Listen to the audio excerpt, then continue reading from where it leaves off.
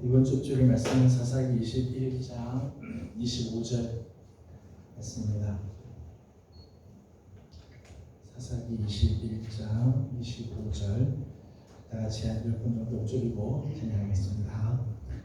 이스라엘의 왕이 없으므로 사람이 각기 자기의 소견에 오른 대로 행하였더라. 이스라엘의 왕이 없으므로 사람이 각기 자기의 소견에 오른 대로 행하였더라. 이스라엘의 왕이 없으므로 사람이 각기 자기의 소견에 오른 대로 이스라엘의 왕이 없으므로 사람이 각기 자기의 소견에 왕이 없으므로 사람이 각기 자기의 소견에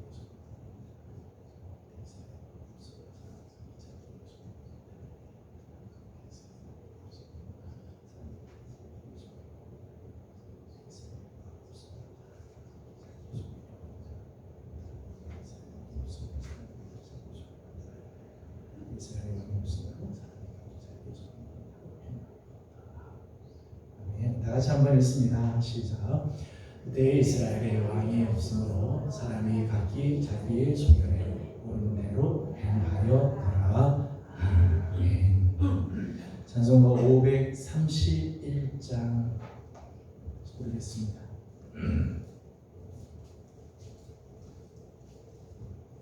531장입니다.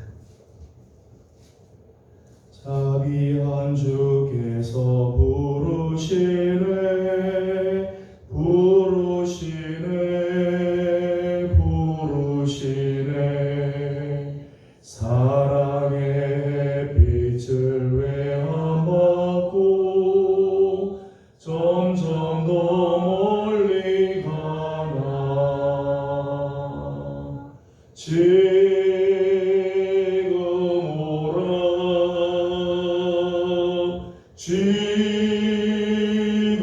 오라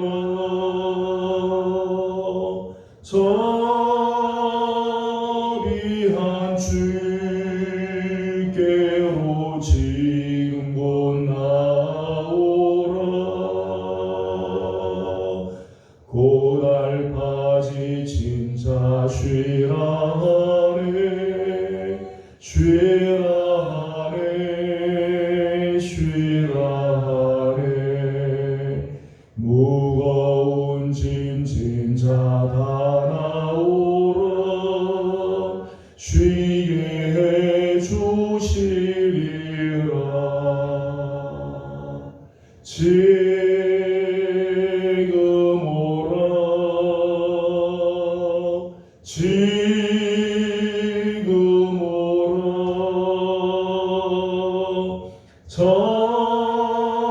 자비한 주께로 지금 곧 나오라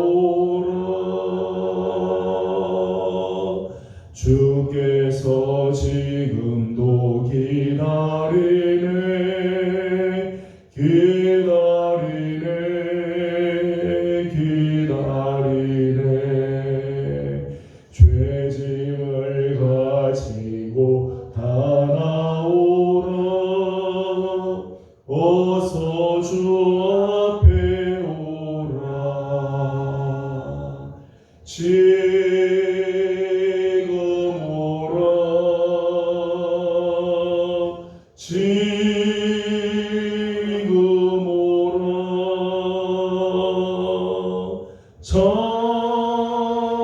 자비한 주께로 지금 곧 나오라 주님의 소리를 들어보라 들어보라 들어보라 그 이름 믿는 자 복 받으리 어서 곧 일어나라 지금 오라 지금 오라 자비한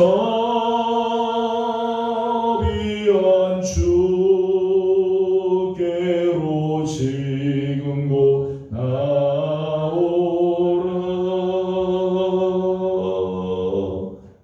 아멘. 찬송가 369장입니다. 369장 한 장 더 부릅니다. 죄짐 맡은 우리 구주 어찌 좋은 친구인지 걱정 근심 무거운지 우리 주께 맡기세. 주께 고함 없는 고로 복을 받지 못하네. 사람들이 어찌하여 아랠 줄을 모를까. 시험 걱정 모든 괴로 없는 사람 누군가. 부질없이 나심 말고 기도드려 아뢰세. 이런 진실하신 친구 찾아볼 수 있을까. 우리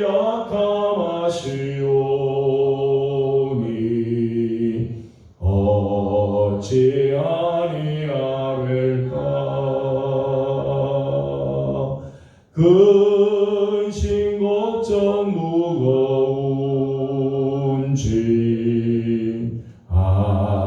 아니신 자 누군가. 피난처는 우리 예수 주께 기도드리세. 세상 친구 멸시하고 너를 조롱하여도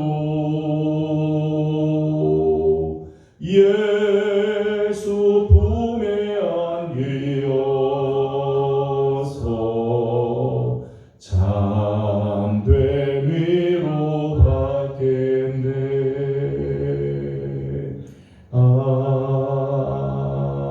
아멘. 몇 가지 함께 기도하도록 하겠습니다. 먼저는 우리 예배가 하나님께 온전하게 드려지는 예배가 되도록 우리 안에 하나님께서 원하지 않는 모습들, 아직까지 벗어버리지 못한 이 성품들과 악한 길들 하나님께서 이 시간 주의 보혈로 씻어주시고 정결하게 되어 온전하게 하나님께 드려지는 예배가 되고 하나님을 만나는 귀한 아침 시간이 될 수 있도록 성령으로 기름 부어주시기를 사모하며 기도하도록 합니다. 다 같이 기도하겠습니다.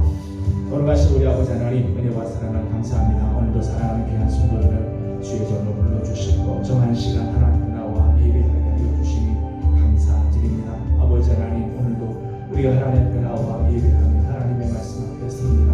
하나님, 우리 안에 있는 모든 더러운 것, 추한 것, 악한 것들, 하나님께 온전하지 못할 것들, 하나님과 약속하고도 지키지 못했던 우리의 연약함들과 나태함들을 하나님 이 시간 주의 보혈로 씻어 주시옵소서.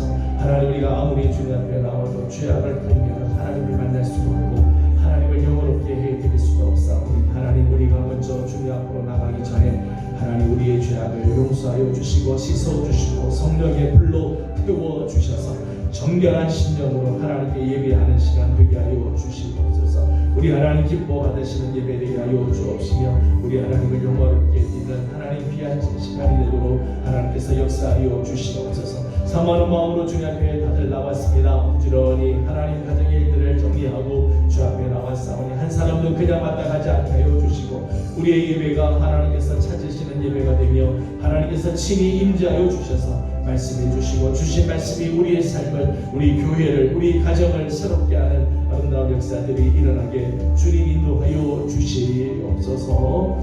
교회를 위해서 우리 한 번 더 기도하도록 하겠습니다. 우리 교회, 특별히 교회학교를 하나님께서 기억하시고 여름 사역을 통해 교회학교가 부흥할 뿐만 아니라 교회 전체가 영적으로 깨어나고 부흥하는 역사가 있도록 기도해 주시기 바랍니다.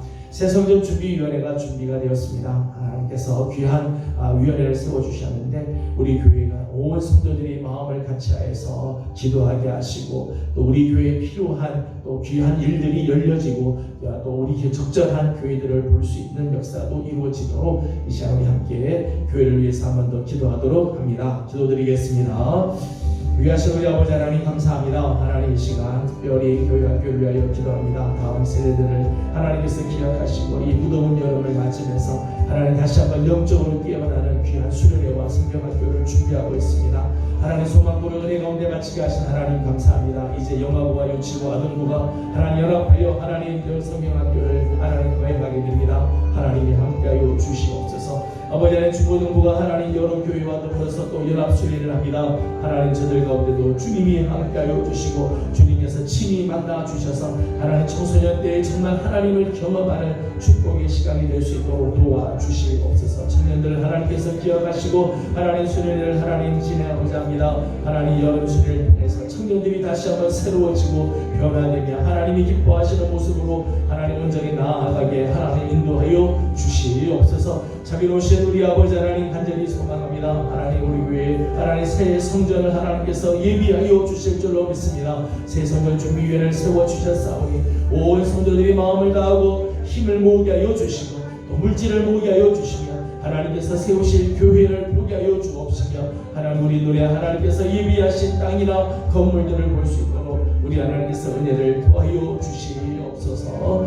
마지막 한 번 더 기도하도록 하겠습니다. 무더운 날씨가 진행이 됩니다. 우리 성도들 건강을 지켜주시고 또 이렇게 장마로 인해서 피해를 받는 성도들이 없도록 우리 하나님께서 이 장마 가운데서 건강도 가정도 지켜주시도록 기도해 주시기 바랍니다. 마지막으로 한 가지 더 기도할 제목은 우리 교회 성도들 중에 아직까지 교회 오지 못하는 성도들을 위해서 기도하고 있습니다. 약 70여 명 성도들이 있는데 하나님께서 맡겨주신 귀한 영혼들이 있을 줄 압니다. 하나님 그 영혼들이 주께로 속히 돌아올 수 있도록 우리 함께 기도하기를 소망합니다. 다 같이 함께 기도드리겠습니다.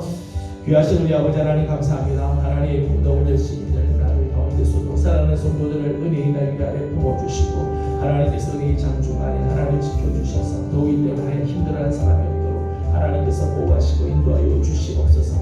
예, 장마가 또 하나님 이렇게 시작하게 되면서 아버지 하나님 피해들이 많이 있을 줄 압니다. 하나님 우리 사랑하는 성도들을 주께서 눈동자같이 지켜주어서 어려움 당하지 않게 하시고 하나님이 보호하시는 아름다운 손길이 마도록 도와주시옵소서. 아버지 하나님께서 사랑길들 열어주옵시고 우리 하나님께서 주시는 귀한 은혜가 있게 하여 주옵소서. 하나님 특별히 사랑하는 성도들 가정에 아직까지 예수 믿지 않는 영혼들이 있습니다. 하나님 우리가 더불어 기도하고 있사오니 하나님 저들의 영혼이 주께로 돌아오게 하여 주시고 당시 하나님께서 불러주어서 하나님을 만나고 예수님을 만나며 하나님 앞에 거룩하게 쓰임받는 귀한 일꾼들로 변화되도록 우리 하나님께서 은혜를 허락하여 주시옵소서. 성령님 함께하여 주옵시고 은혜를 주옵소서. 거룩하신 우리 아버지 하나님 은혜를 감사드립니다. 오늘 아침도 사랑하는 귀한 성도들을 주의 종으로 불러주시고 우리 하나님 아버지 앞에 예배하며 또 주의 음성을 듣게 하여 주시니 감사드립니다. 먼저 우리 안에 있는 더러운 것들과 추한 것들, 온전하지 못한 것들, 하나님 앞에 약속하고도 소원하고도 지키지 못한 우리의 나약함들, 하나님과 온전하지 못한 모든 것들을 주님께 올려드리오니 주님 더 한 걸음 나가기 전에 주의 보혈로 우리를 씻어 주셔서 하나님 정결한 심령으로 우리 하나님 앞에 예배하게 하여 주시옵소서. 우리 예배를 하나님 기뻐 받아 주시고 하나님께서 우리에게 말씀해 주실 때 깨닫는 은혜도 허락하여 주시옵소서. 우리 예명교회를 주님 손에 올려드립니다. 특별히 다음 세대들을 하나님께서 기억하시고 여름 사역을 통하여 저들의 신앙이 자라가게 하여 주시고 하나님 기뻐하는 귀한 영혼들이 하나님 준비될 수 있도록 도와주시며 수고하고 헌신하는 각 부서들마다 은혜를 도와여 주셔서 하나님 영아부와 유치부, 아동부, 중고등부 청년들 하나님 이번 여름이 저들이 잊을 수 없는 은혜의 시간들이 가득할 채우실 수 있도록 도와주시옵소서. 아버지 하나님, 무더운 날이 진행됩니다. 장마가 하나님 계속 진행되고 있습니다. 사랑하는 성도들 건강을 지켜주시고 어려운 일 당하지 아니하도록 하나님께서 눈동자와 같이 보호하시고 인도하여 주시옵소서. 특별히 아버지 하나님 전도 대상자들이 있습니다. 각 성도들의 가정에 아직 예수 믿지 않는 영혼들을 위하여 우리가 중보하고 기도하고 있사오니 하나님 우리의 기도에 응답하여 주셔서 저들도 속히 주님께로 나와 우리 하나님을 예배하는 축복을 받게 하여 주시옵소서. 하나님 시간 하나님 말씀을 기도합니다. 하나님 우리에게 말씀해 주시고 가르쳐 주시며 깨끗게 하시는 주의 은혜가 넘쳐나기를 소망하옵고 예수님의 이름으로 간절히 기도드리옵나이다. 아멘. 아멘. 오늘 우리에게 주신 하나님의 말씀은 고린도전서 14장입니다. 고린도전서 14장. 네, 오늘은 26절부터 40절까지 함께 교도하도록 하겠습니다. 고린도전서 14장 26절부터 교도하도록 하겠습니다.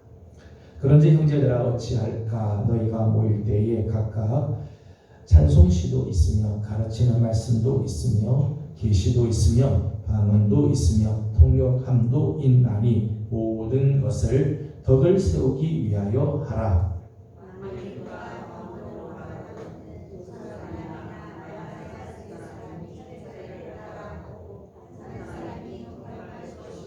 만일 통역하는 자가 없으면 교회에서는 잠잠하고 자기와 하나님께 말할 것이요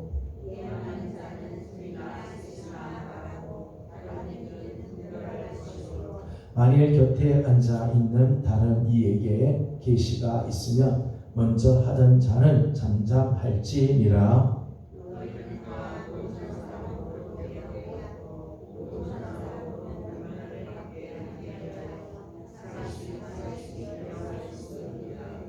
예언하는 자들의 영은 예언하는 자들에게 제재를 받나니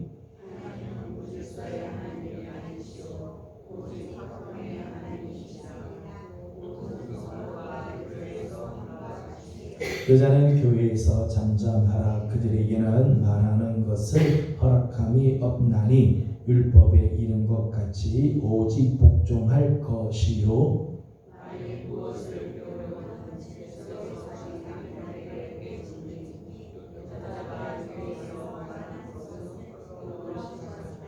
하나님의 말씀이 너희로부터 난 것이냐 또는 너희에게만 임한 것이냐.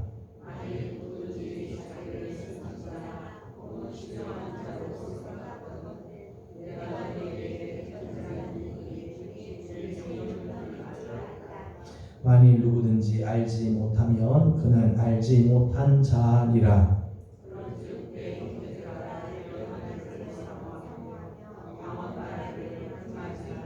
같이 인도합니다. 모든 것을 품위 있게 하고 질서 있게 하라. 아멘. 오늘도 주의 은혜를 또 사모하는 우리 귀한 성도들 가운데 우리 하나님의 은혜와 또 평강이 함께하기를 소망합니다. 무더위와 장마가 계속해서 번갈아가면서 우리에게 다가오는데 무더운 날씨 가운데서도 하나님께서 우리 성도들 건강을 지켜주시고 피곤치 아니하도록 우리 하나님께서 늘 보호해 주시기를 소망합니다. 고린도전서 12장, 13장, 14장은 은사에 대한 말씀이라고 말씀을 드렸습니다. 이제 은사에 대한 대원칙, 은사에 대한 대원칙은 오늘 본문에서 보면 몇 가지 대원칙이 있습니다. 먼저는 12절 말씀을 함께 보도록 하겠습니다. 12절 같이 보겠습니다. 12절입니다. 시작. 그러므로 너희도 영적인 것을 사모하는 자인즉 교회의 덕을 세우기 위하여 그것이 풍성하기를 구하라. 아멘. 은사에 대한 성경의 가르침의 대원칙 중에 하나는 교회의 덕을 세우기 위해서 풍성하기를 구하라.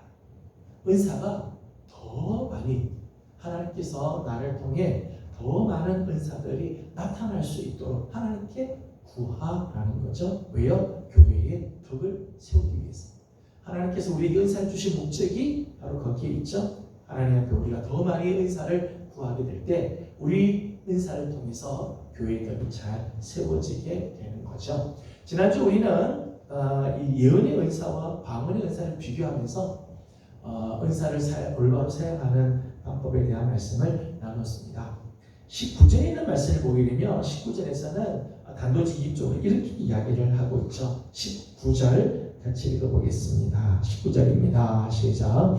그러나 교회에서 내가 남을 가르치기 위하여 깨달은 마음으로 5마디 말을 하는 것이 1마디 방언으로 말하는 것보다 나으니라. 아멘. 19절에서는 깨닫는 5마디 말, 깨달아서 하나님 뜻을 잘 깨달아서 전해주는 5마디의 예언의 말이 무슨 의미인지 잘 모르고 막 이야기하는 말하는 이 1만 마디의 방언보다 훨씬 낫다. 그런 이야기죠. 지난주에 우리가 이런 말씀을 나눴습니다.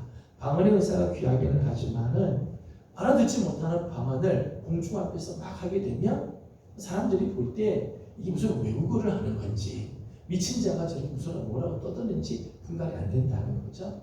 그러기에 교회에서는 깨달은 5마디 말이 1만 마디의 방언보다 훨씬 낫다라고 말씀했어요.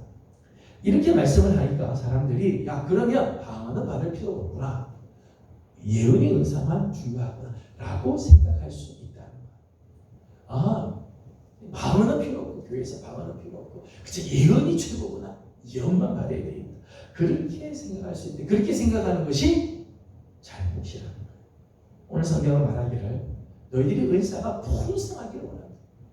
한두 개가 아니라 정말 하나님께서 우리를 통해서 교회의 덕을 세우기 위해서 그 은사가 풍성하기를 원한다. 그렇게 말씀을 하죠. 그러면서 39절 말씀 보니까 이렇게 말씀을 했어요. 39절을 다 같이 읽도록 합니다. 시작. 그런즉 내 형제들아 예언하기를 사모하며 방언 말하기를 금하지 말라. 아멘. 39절에서는 예언을 사모해라. 그렇다고 해서 방언 말하는 것을 금하지 마라. 방언도 참 귀한 은사라는 거죠. 방언도 참 귀한 은사. 모든 은사는 교회의 덕을 세우기 위해서 다 필요하고 다 소중하다는. 그러기에 교회 안에 은사가 풍성하게 몇몇 은사만 있으면 되는 게 아니라 모든 은사들이 다 풍성할 수 있도록 구하라. 그렇게 말씀합니다.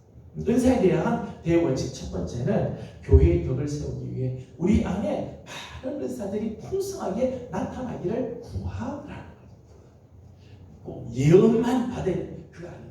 방언 받으면 이거는 뭐 잘못된 거냐 그렇지 않아요. 모든 은사가 다 귀하기에 방언 말하는 거 금하지 말고 풍성하기를 구하라 말씀합니다. 두 번째 원칙이 있습니다. 두 번째 원칙, 세 번째 원칙이 40절에 나오고 있죠. 40절 말씀 같이 보겠습니다. 시작. 모든 것을 품위 있게 하고 질서 있게 하라. 아멘. 이 예언을 사용하는 데 있어서 대원칙 두 번째는 품위 있게 하라. 모든 것을 품위 있게 하라.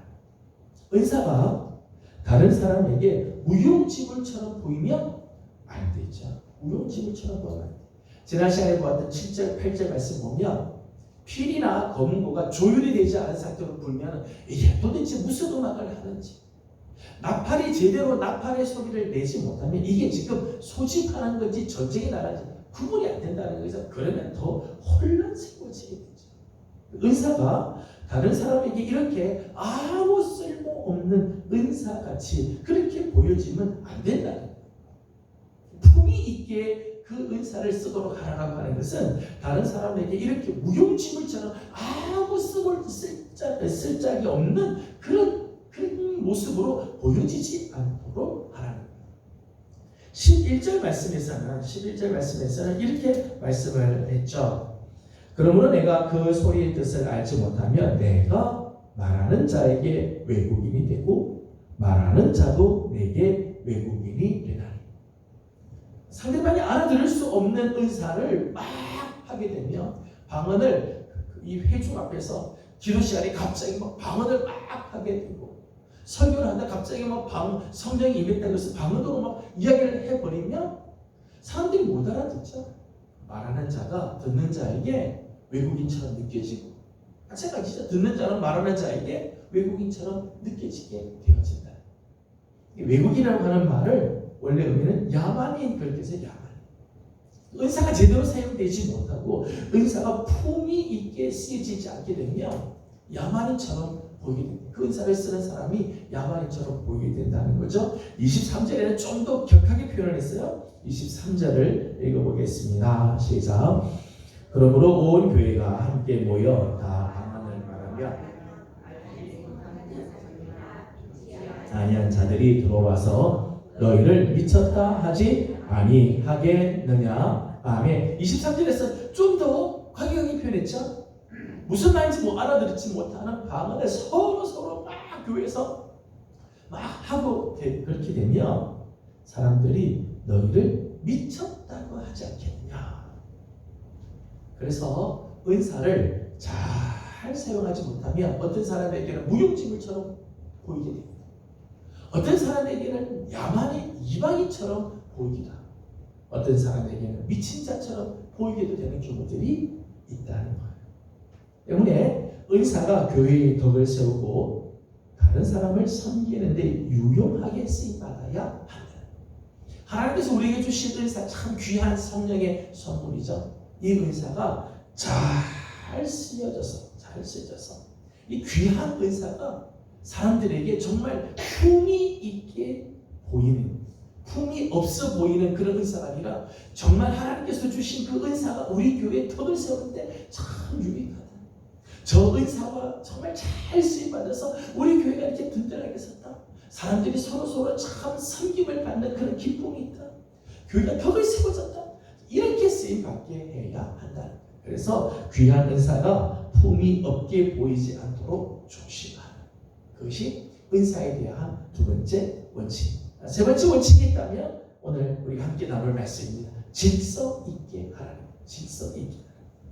은사를 사용함에 있어서도 질서가 있어야 한다는 거예요. 질서가 있어요. 왜 그런가 하면 33절 말씀 보니까 이렇게 말씀을 하죠. 33절 같이 읽습니다. 시작. 하나님은 무질서의 하나님이 아니시요 오직 화평의 하나님이시니라. 아멘. 거기까지 보죠. 우리 하나님은 무질서의 하나님이 아니라는 거예요. 사람들이 은사를 받았다고 해서 그냥 교회 안에서 질서 없이 그냥 막 중구난방으로 막 자기 은사대로 자기 은사 받았다고 그냥 막 은사를 이렇게 해버리게 되면 교회 안에 질서들이 다 무너져 버린다. 우리 하나님은 이렇게 무질서의 하나님이 아니시고 화평의 하나님이십니다. 모든 것들이 다 조화를 이루고 모든 것들이 다 합력해서 선을 이루고 다투거나 갈등하는 것이 아니라 서로 힘이 되어주는 그렇게 하는 하나님이시지. 우리 하나님께서 우리에게 은사를 줘서 그냥 무질서하게 막 떠들게 하고 하나님 그렇게 하기를 원하시지 않는다는 것. 교회 안에 질서를 잃어버리면 은사를 받은 자들이 이 질서를 깨트리고 질서를 잃어버리면 은사 간에 갈등이 생기게 돼 있어요. 은사 간에 서로 경쟁이 생기게 돼 있어요. 그래서 영적으로 교만해지거나 또는 다른 사람에게 하나님께서 주신 신령한 것을 무시하는 일들이 생기게 되어진다. 그렇기에 은사를 가진 자들은 질서 있게 은사를 사용할 줄 알아야 한다. 그래서 첫째는 우리 은사를 사모해 더 풍성해지도록 하나님께서 내게 주신 은사가 정말 풍성한 열매가 맺혀지도록 더 기도해야 되고 또 하나는 은사가 정말 품이 있게 쓰여지도록 해야 된다. 사람들에게 행여나 그 사람들에게 비난을 받거나 조롱을 당하는 일이 없도록 우리 은사를 잘 써야 되며 세 번째는 질서 있게 이 은사를 사용해야 한다는 거예요. 그래서 오늘은 질서에 대한 말씀을 조금 더 생각을 하려고 합니다. 오늘 본문에는 은사 간의 질서에 대한 부분과 또 남자와 여자 사이에서 교회에서의 질서에 대한 부분들을 말씀을 하고 있습니다. 26절을 읽어보도록 하겠습니다. 26절입니다. 시작. 그런즉 형제들아 어찌할까 내가 모일 때에 각각 찬송시도 있으며 가르치는 말씀도 있으며 계시도 있으며 방언도 있으며 통역함도 있나니 모든 것을 덕을 세우기 위하여 하라. 아멘. 교회 안에 예배를 드리는데 성령의 감동을 인해서 찬송시를 막 말하는 사람들이 있고요. 그런가 하면 가르치는 말씀, 예언의 말씀사죠. 가르치는 말씀을 받아서 가르치는 일들을 하는 경우도 있고요. 또 계시가 임하여서 하나님의 뜻을 지금 나타내는 경우들도 있어요. 방언을 성령님께서 감동해 주셔서 방언이 막 나오는 경우들도 있고 방언을 통역하는 경우들이 있을 수 있다는 거예요. 지금 우리가 예배 드릴 때 예배 순서들이 다 이렇게 있죠. 다 순서대로 하게 되고 순서를 지키고 합니다. 근데 이제 당시 초대교회 때는 이런 예배 순서가 따로 있지 않은 거예요. 같이 모여가지고 있는데 갑자기 어떤 분이 성령의 감동이 돼서 찬송시를 쫙 해. 지금 우리가 이제 찬송하는 거죠. 찬송의 시를 쫙 뽑습니다. 또 어떤 분이 갑자기 성령의 감동을 말면 방언으로 기도를 막 하는 거예요. 지금 우리가 성경이 있어서 성경의 근거에서 설교도 하고 성경의 근거에서 하지만 초대교회는 성경이 없잖아요. 성경이 없으니까 방언을 막 말하는 사람이 있어요. 방언을 말하면 옆에서 통역하는 사람이 지금 이 방언을 통해서 하나님 뭐라고 말씀합니다라고 이야기를 해주는 경우들이 있어요. 그런가 하면 이 계시를 받아서 예언을 지금 막 하는 분이 지금 교회 안에 갑자기 모였는데 여기저기서 막 이런 성령의 감동을 받았다고 막 이렇게 하게 되면 진짜 모임 안에 지금 시끄럽지 않겠어요? 그죠? 누구는 찬송을 한다고 그러고 누구는 방언을 막 이야기한다고 그러고 옆에서 통역을 하겠다고 그러면 의사가 예언 은사가 있어서 가르치는 말을 막 하고 교회 안에 이게 온전히 서지 못하고 은사 안에 갈등이 생기는 거죠. 네 은사가 맞냐 내 은사가 맞냐 서로 갈등하고 경쟁을 하는 일들이 일어나게 된다는 거예요. 이게 지금 고린도 교회의 혼란의 모습 26절 말씀을 하는 것으로 보아 고린도 교회 안에 지금 이런 모습들이 지금 난무하고 있다는 거죠. 26절 마지막 보니까 모든 것을 덕을 세우기 위하여 하라. 하나님께서 성령의 감동으로 말미암아 은사를 주시지만 내가 은사 받았다고 막 하는 게 아니라 교회에 덕을 세우기 위해서 이것들을 하도록 하라. 그래서 은사 사이에 질서와 절제가 필요하다. 질서가 필요하고 절제. 아무리 성령의 감동이 있어도 절제할 때는 절제를 해야 되죠. 예배 시간에 설교를 막 하는데 방언의 은사가 지금 감동이 왔다고 해서 예배 시간 저 뒤에서 막 방언도 막 기도한다. 절제하시고 설교를 드리지 예배에 집중해야 되는 거죠. 이런 질서와 절제가 필요하다. 그러면서 오늘 바울은 방언의 경우와 예언의 경우에 질서를 지킬 것을 이야기하면서 몇 가지 고민을 했습니다. 먼저 방언의 경우입니다. 27절 말씀을 읽어보도록 하겠습니다. 시작. 만일 누가 방언으로 말하거든 두 사람이나 많아여 세 사람이 차례를 따라 하고 한 사람이 통역할 것이요. 아멘. 방언의 의사가 있는 경우에는 뭐 방언 받았다고 해서 전부 다 같이 방언을 꽉 해버리면 그러면 안 된다. 방언의 은사가 나타나면 두 사람 많아야 세 사람이 방언을 하도록 하고 그리고 차례를 따라서 방언을 하도록 하라. 한 사람이 방언하고 나면 지금 말씀처럼 한 사람이 방언하고 나면 옆에서 통역하는 사람이 통역을 쫙 해요. 그 다음에 그 사람이 방언 끝이면 또 다른 사람이 방언을 하고 통역을 하고 또 다른 사람이 방언하고 통역을 하고 아까 말씀드린 것처럼 당신은 성경이 없기 때문에 성령께서 직접 우리에게 말씀을 주실 수가 있어요. 예언의 은사를 통해서 하나님께서 계시의 말씀을 주실 수도 있고요. 방언을 통해서도 할 수 있어요. 그런데 순서를 정해라. 차례 하도록 해요. 그냥 방언 받았다고 막 하지 말고 두 사람 꼭 세 사람이 순서를 지켜서 한 사람이 하면 반드시 이 방언의 은사에는 통역하는 사람이 있어야 됩니다. 통역하는 사람. 28절 말씀 보니까 이렇게 했어요. 28절을 읽겠습니다. 시작. 만일 통역하는 자가 없으면 교회에서는 잠잠하고 자기와 하나님께 말할 것이요. 아멘. 통역하는 사람이 반드시 있어야 되는데 우리 안에 방언 통역하는 은사를 받은 사람이 없으면 교회에서 방언하지 말라는 거예요. 예배 시간에 일어나서 하나님께서 이렇게 말씀합니다. 방언으로 막 말하는 거 하지 말라는 잠잠해야 돼. 왜요? 알아듣는 사람이 아무도 없기 때문에. 가만히 있어. 이런 경우에는 혼자 개인적으로 하나님과 기도할 때 방언으로 하지, 공중 앞에서 공중 앞에서 대중 기도를 하는데 회중 기도를 하거나 설교하는 자리에서 방언하는 일을 하지 말도록 하라. 통역이 없으면 이런 일을 하지 못하도록 하라. 방언의 경우, 방언이 참 귀한 은사지만은 방언이 이렇게 순서와 질서를 잘 지켜야 이게 교회의 덕을 세우겠지. 이런 질서가 없으면 방언이 오히려 교회를 혼란케 만들고 교회를 오히려 어지럽게 만들게 되어진다는 거예요. 그래서 다 방언 받았다고 다 하는 게 아니라 예배 시간이 필요하면 2사람 혹 3사람이 하고 반드시 질서를 지켜서 순서대로 한 사람씩 하게 되면 통역이 반드시 있어요. 통역하는 사람이 없으면 방언의 은사를 갖고 있는 사람은 교회에서 잠잠하고 개인적으로만 방언으로 기도하도록 하라. 이게 질서라는 거예요. 두 번째는 예언에 대한 예언의 은사에서의 질서를 이야기를 해 주었습니다. 29절을 읽어보도록 하겠습니다. 29절입니다. 시작. 예언하는 자는 2이나 3이나 말하고 것이요. 아멘. 예언의 경우도 예언의 은사를 받았다고 여기저기서 막 말하면 안 되고, 함께 모였을 때 예언의 은사를 받더라도 2이나 3이 말하도록 해라. 2사람 혹은 3사람이. 나머지 다른 사람들은 잠잠히 절제를 하고 가만히 있어라는 거죠. 근데 예언의 은사에는요, 예언의 은사에는 꼭 필요한 게 있습니다. 뭔가 하면 영분별이에요.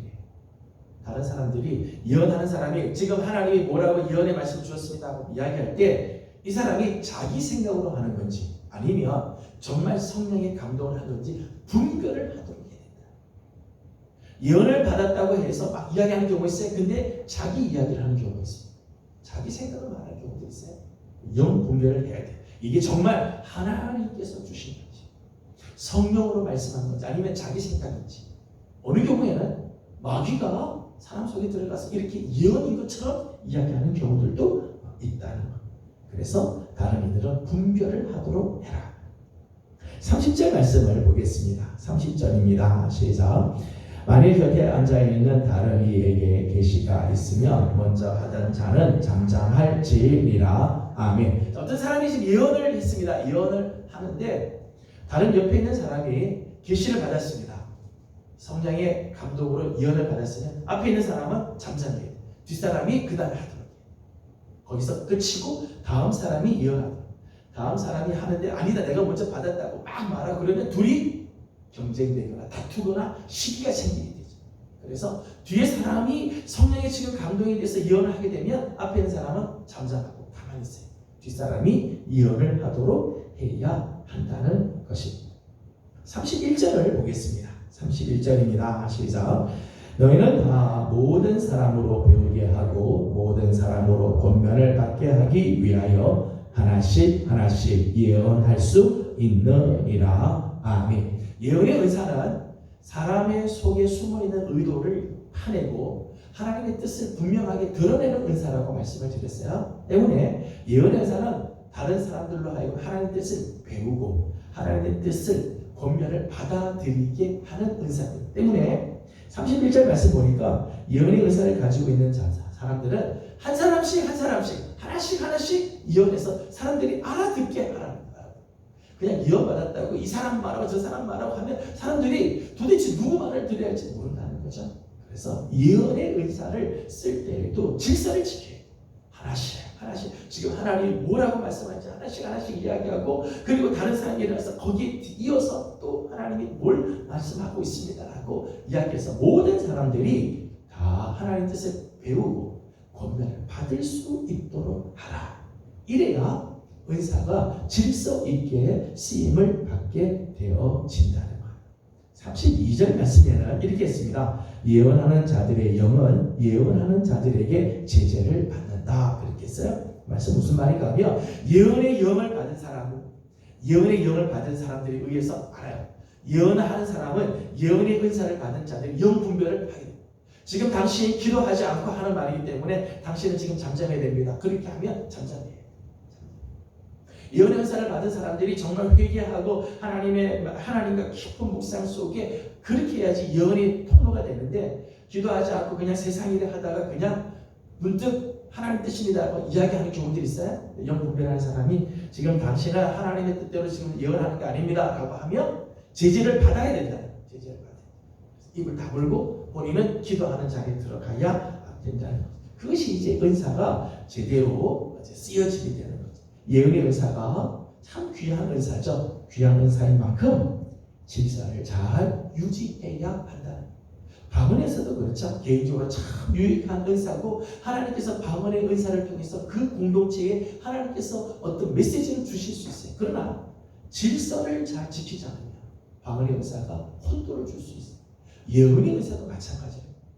5마디 깨닫는 말이 굉장히 유익한 말일 수 있지만은 예언의 은사 역시 귀한 만큼 질서를 잘 유지해서 해야 한다. 우리 각자에게 주신 은사들이 다 있습니다.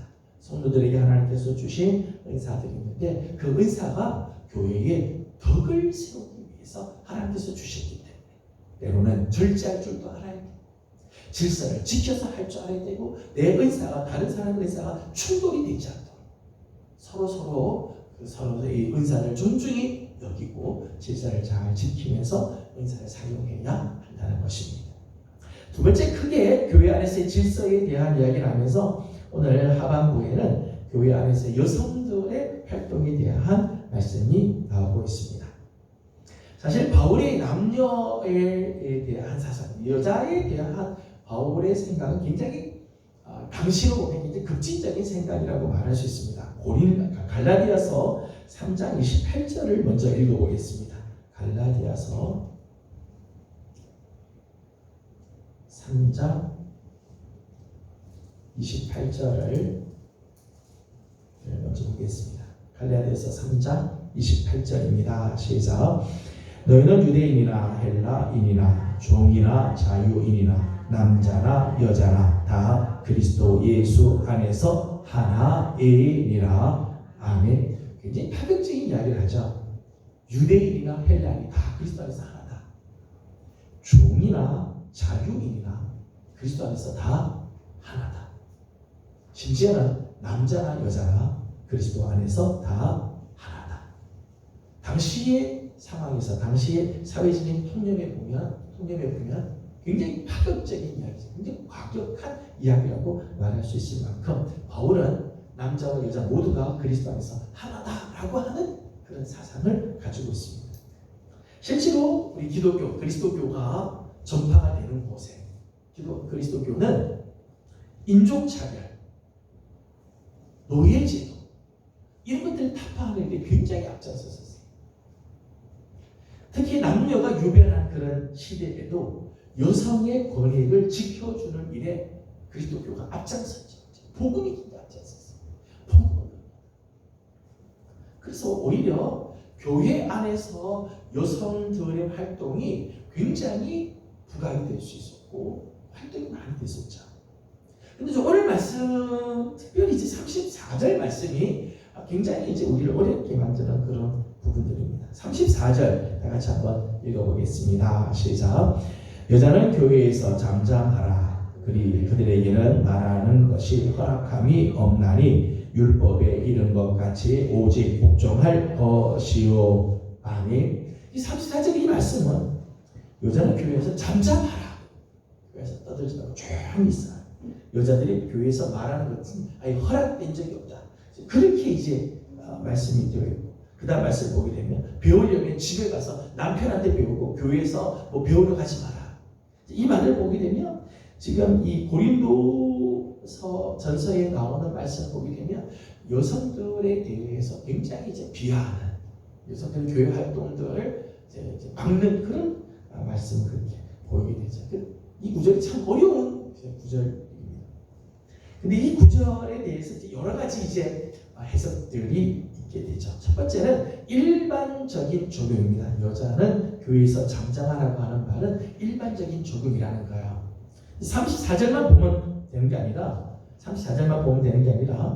그 앞에 나오는 33절부터 봐야 된다는 거예요. 33절 동그라미부터 그래서 다시 한번 읽어볼게요. 33절 동그라미부터 34절 같이 읽겠습니다. 시작.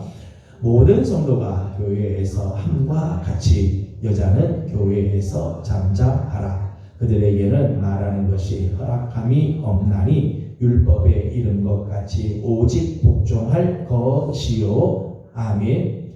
33절에 보면 모든 성도가 교회에서 함과 같이 여자도 교회에서 잠잠하라.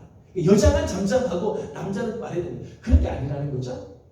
모든 성도가 교회에서 함과 같이.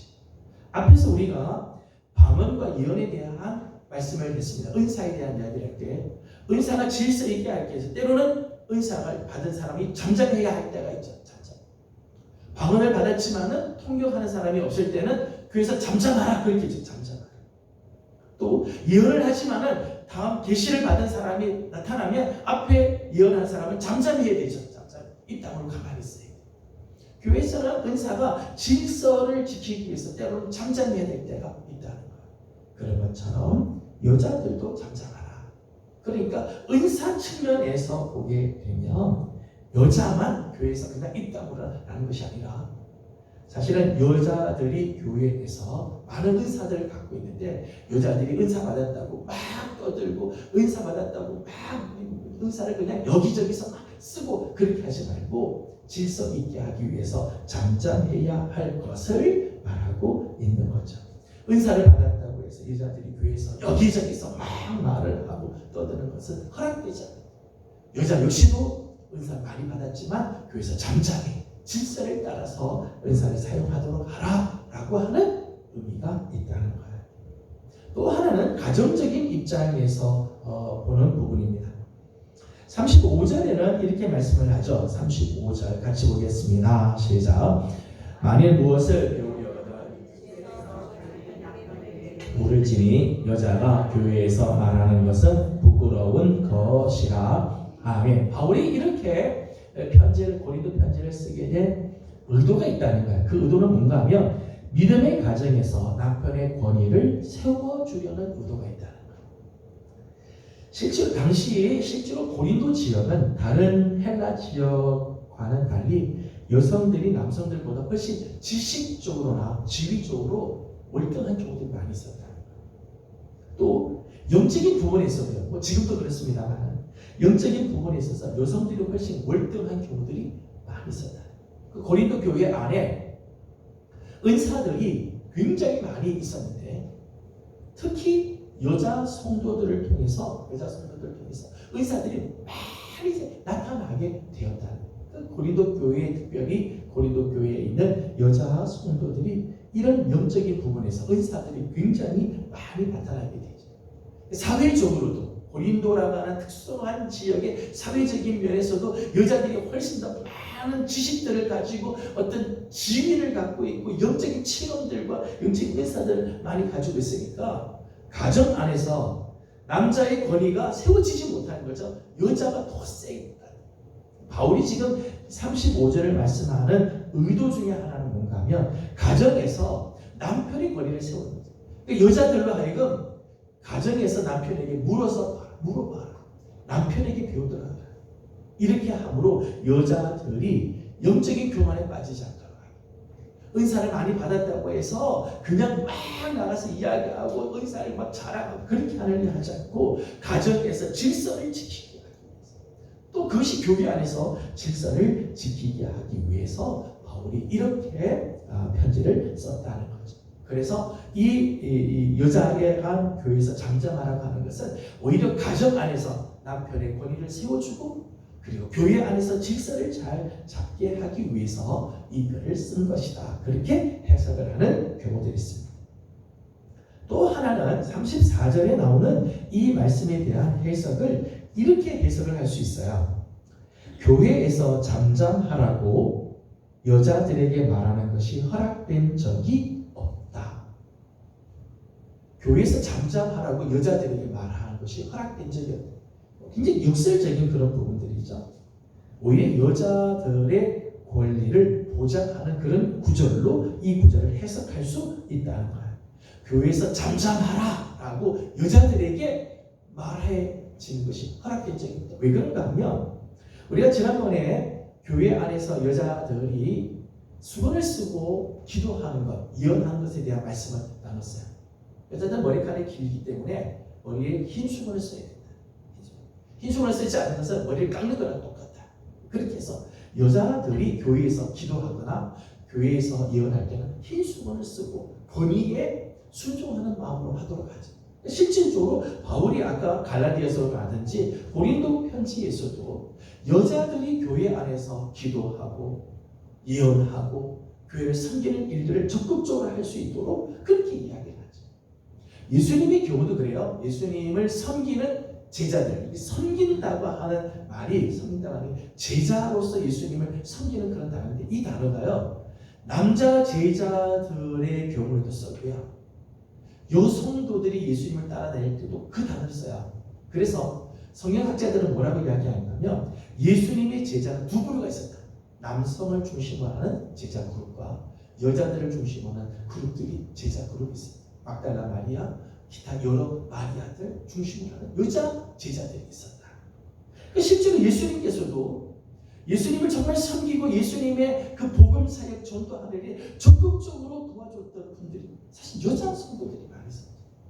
여자들의 그 섬김, 여성도들의 그런 역사들과 순종함들 통해서 사실은 복음의 역사들이 많이 일어나는 거죠.